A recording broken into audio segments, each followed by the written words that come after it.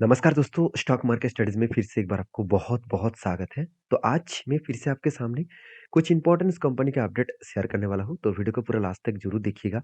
और अभी तक आपने चैनल को सब्सक्राइब नहीं किया तो ज़रूर कर लीजिएगा। कंटिन्यूअसली इन्फॉर्मेशन और अपडेट्स पाने के लिए चैनल के ऊपर बने रहिएगा। तो चलो देख लेते हैं कौन-सा कंपनी है इस वीडियो के अंदर। फर्स्ट जो कंपनी है उसका नाम है केपीआई ग्रीन एनर्जी। देखिए केपीआई ग्रीन एनर्जी आप सभी जानते हैं एक ग्रीन एनर्जी इंडस्ट्रीज में इस कंपनी जिस तरीके से खुद को रिप्रेजेंट किया, जिस तरीके से काम किया, वो हर कोई देखकर चौंक गए। क्योंकि इस कंपनी लास्ट कुछ फ्यू टाइम्स में एक अच्छा खासा धमाका किया क्योंकि इसका 1 साल की परफॉर्मेंस के बारे में बात करूँ तो 365 सॉरी 376 के आसपास इसका प्राइस मतलब लो था और हाई प्राइस कितना बना 1400 के आसपास।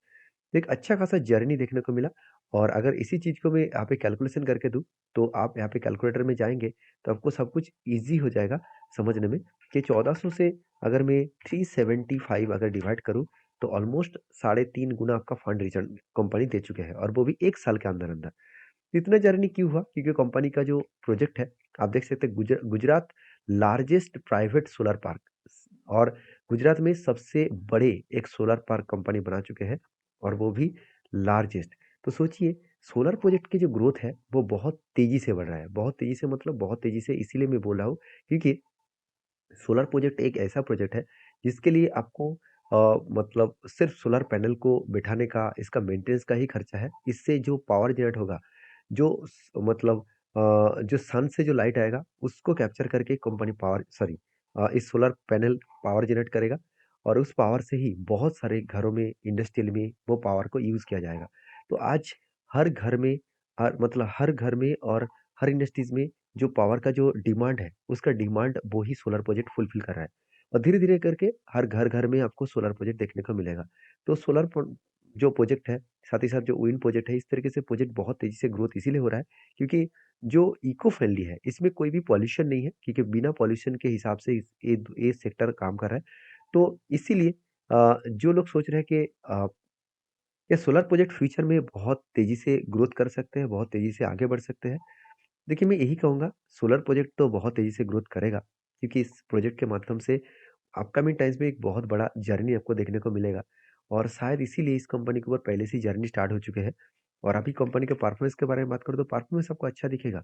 कंपनी की जो पी रेशियो है वो ठीक-ठाक है और इंडस्ट्रीज़ पी रेशियो से कम है। आरओसी, आरओई दोनों ही बेस्ट तरीके से देखने को मिलेगा। इनकम भी ज़बरदस्त है। प्रोमोटर के पास होल्डिंग्स भी अच्छा खासा है। सिर्फ एक बड़ा वीकनेस पॉइंट है वो है कंपनी का डेब्ट। कर्ज़ा बहुत ज़्यादा है। क्योंकि कंपनी देखिए प्रोजेक्ट को बढ़ाने के लिए प्रोजेक्ट को अलग-अलग जगह पे प्रोजेक्ट उसको मिला है, उसके चलते है कंपनी के हाथ में तो उतना पैसा नहीं है। तो इसलिए कंपनी क्या किया, अच्छा खासा कर्ज़ा उठा लिया। उस कर्ज़े से कंपनी खुद खुद को बिज़नेस को आगे बढ़ा रहा है। अगर कंपनी के क्वार्टरली रिज़ल्ट के बारे में बात करूँ, तो सेल्स में कोई कमियाँ देखने को नहीं मिलेगा।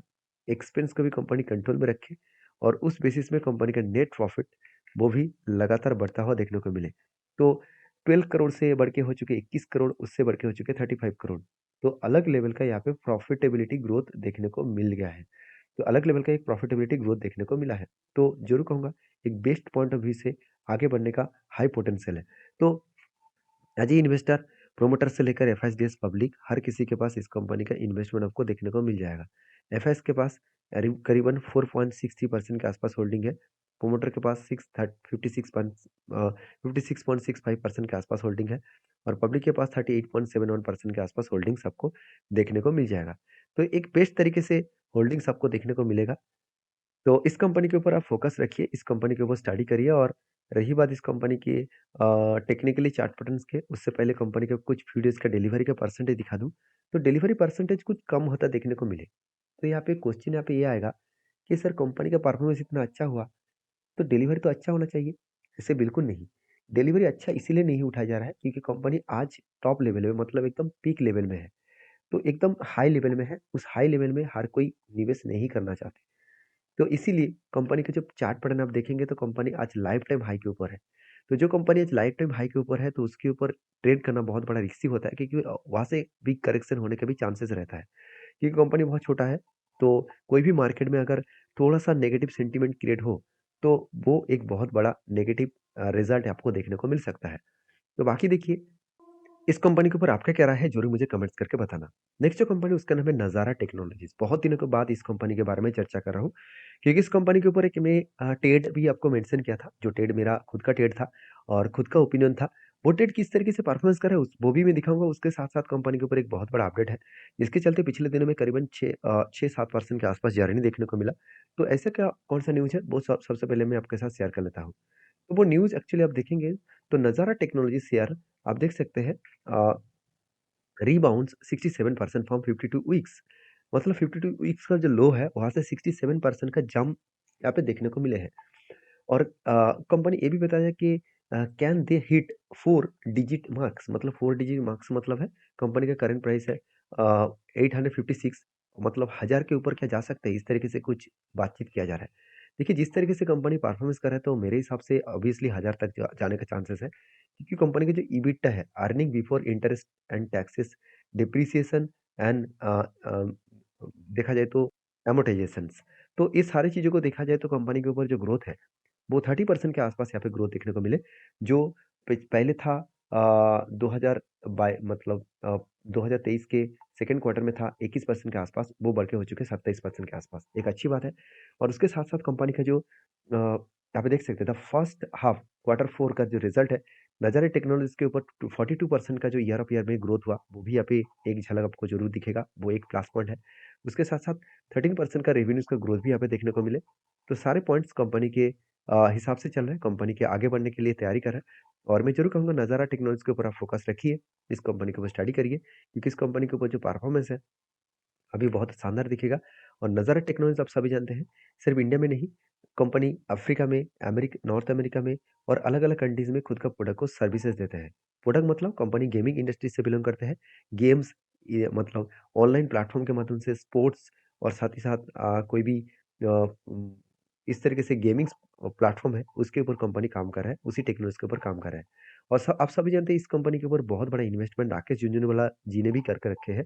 अराउंड आप देखेंगे तो झुनझुनवाला जी ने करीबन 10% का होल्डिंग रखे थे और अभी उनका देहांत होने के बाद सारे शेयर उनके वाइफ के नाम में ट्रांसफ़र हो चुके हैं और रेखा झुनझुनवाला जी के पास 10% का होल्डिंग था और अभी वो 9% के आसपास होल्डिंग है। तो इसका मतलब 1% के आसपास होल्डिंग उन्होंने बेच दिया।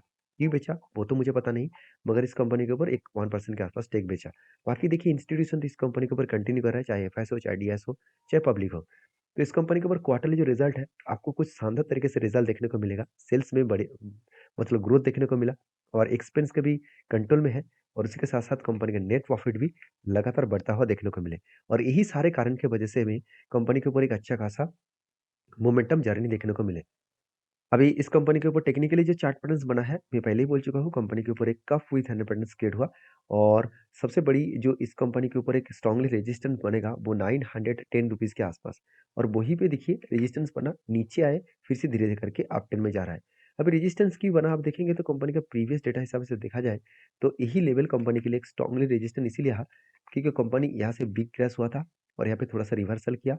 इस लेवल को company as a resistance face किया और उसके बाद बिग क्रैश हो गया। तो इसी ज़ोन को कहा जाएगा रेजिस्टेंस कम यहाँ पे सप्लाई ज़ोन।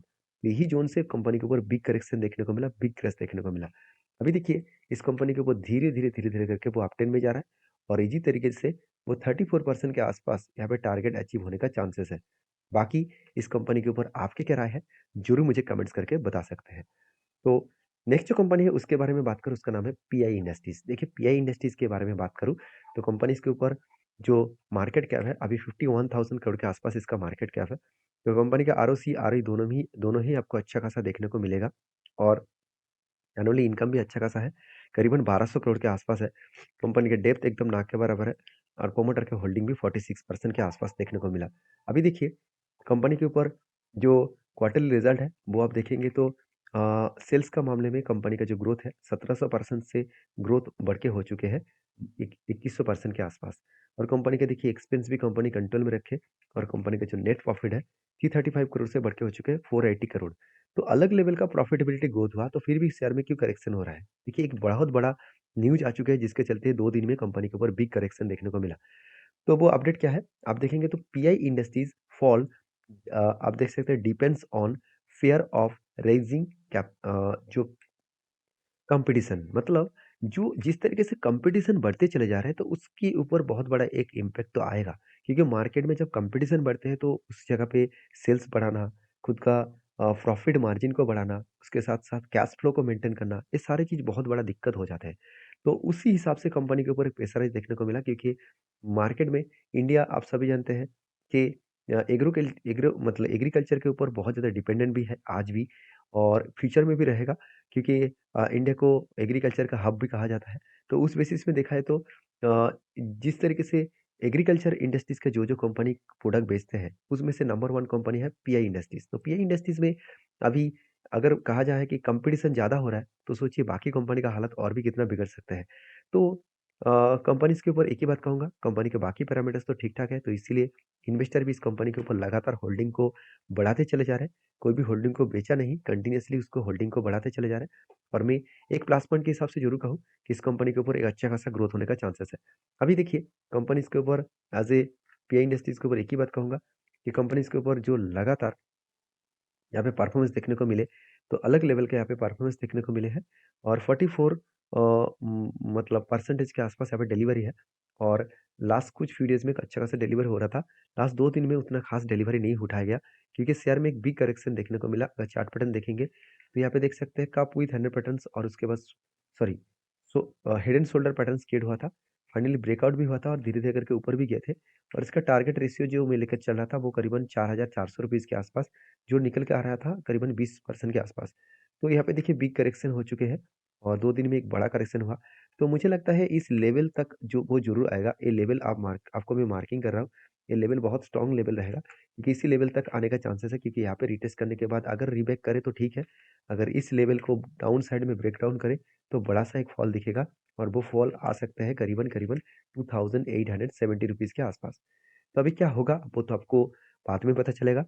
फिलहाल के लिए इस कंपनी के ऊपर आपकी क्या राय है? ज़रूर मुझे कमेंट्स करके बताना। नेक्स्ट जो कंपनी है उसका नाम है टीएमओ प्रोडक्शन लिमिटेड। तो टीएमओ प्रोडक्शन लिमिटेड जो जो एक नैनो कैप टाइप कंपनी है। तो इस कंपनी के ऊपर मैं ज़रूर कहूँगा, आप इस कंपनी के ऊपर जो स्प्लिट दिया गया है, वो 14 तारीख मतलब दो दो मतलब 1 दिन पहले जो स्प्लिट मिला है, तो उसके ऊपर मैं ज़रूर डिस्कशन इसीलिए कर रहा हूँ, क्योंकि जो लोगों को स्प्लिट मिला है, ज़रूर मुझे कमेंट्स करके बताना। और मैं हमेशा बोलता रहता हूँ कि किसी भी कंपनी के ऊपर स्प्लिट बोनस आया है, तो आप उस कंपनी के ऊपर उछल मत जाना, उस कंपनी के ऊपर निवेश मत करना। आप उस कंपनी के ऊपर सारी चीज़ों को चेक करने के बाद ही डिसीज़न लेना। और मेरी वीडियो टोटली एजुकेशन पर्पस में था। सारी चीज़ों को समझाने का, सारी चीज़ों को आपको दिखाने का मेरा मेन मकसद है। तो प्लीज़ किसी भी तरफ से मतलब किसी भी तरीके से आप रिकमेंडेशन को मत समझिए। इस कंपनी के ऊपर कोई भी मेरी तरफ से रिकमेंडेशन नहीं है। अगर आपको काम करना है, तो प्लीज़ एक बार सोच समझ कर सारी चीज़ों को पढ़कर काम करिए। मिलते हैं नेक्स्ट वीडियो में, तब तक के लिए अच्छे से रहिए, अपने ख्याल रखिए। धन्यवाद।